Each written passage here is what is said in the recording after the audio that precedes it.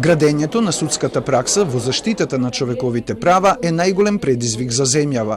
Ова е нотирано во националниот извештај на Агенцијата за фундаментални права на Европската Унија. Македонија за прв пат е вклучена во анализите на Европската агенција, беше речено на денешната презентација на извештајот. Најголемиот предизвик е всушност градењето на судската пракса, бидејќи ние идентификувавме во сите судови, значи во 2019 година, дали на највисоко ниво има пресуди кои што ги користат овие права всушност и ова законодавство и утврдивме дека тоа се многу малку или не се доволно однесени низ судската пракса. Потребно е градење на судска пракса во однос на одредбите за регулирање на говорот на омраза, законите за основно образование и социјална заштита и за законот за антидискриминација.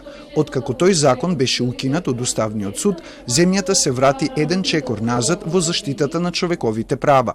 Изразивме жалење што еден толку важен закон сега не е во сила, меѓутоа кажавме политичка заложба дека веднаш по конституирање на собранието овој закон ќе биде повторно донесен.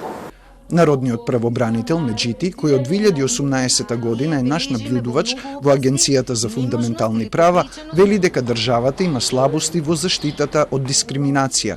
Тој искажа забелешки и за законот за антидискриминација. Истиот, како по однос на телото за заштита е многу слаб. Слаб од начинот како се формира тоа тело и слаб на начинот како тоа тело може да штити од дискриминација. Телото да се бира по примерот на изборот на членовите на ДКСК предложил Меджити пред законот за антидискриминација повторно да се изгласа.